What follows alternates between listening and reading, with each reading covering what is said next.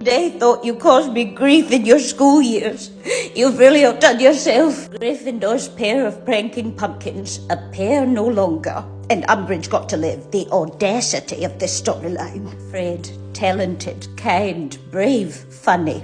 I suppose it was only fair you had to be Ginger. I can say that because we all joined the club in your honour. No, I'm not saying that we wish it was Percy. That would be awful. I'm just saying if we were choosing a Weasley, it would be between him and your great Aunt Tessie. But Tessie Weasley does make exquisite biscuits, so... Oh, Fred, I am unsure whether it's a blessing or a curse that we'll see you every time we look at George. To forget that loss for a moment and then remember. Both, I think.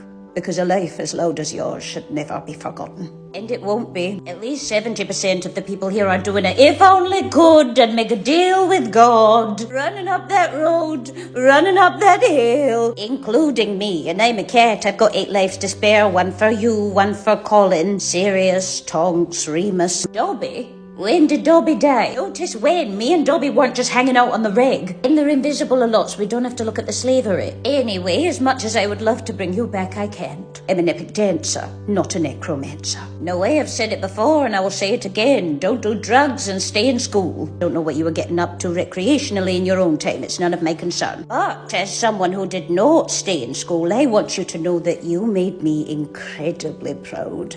And I will miss you terribly. Saying that, knowing that you are up there being the 4th member of the Marauders now is enough incentive to live forever. Philosopher's Stone be damned, I am staying here. Only teasing. But when it happens to me, don't you think I'm past dishing out detentions. You best get the best of your pranks out before I kick the bucket, alright? Oh, as is custom, I do have a poem for you. Most of the ones that people sent in were just rhyming Fred and Dead and Percy instead, and considering he's here, it's a bit awkward, isn't it? So I have picked this one instead, despite them taking some liberties with syllables. Fred and George are identical visually, an inseparable pair since their infancy. By death they've been parted, and we're broken-hearted, but still exceptional men individually. And that is how you'll be remembered, Fred Weasley.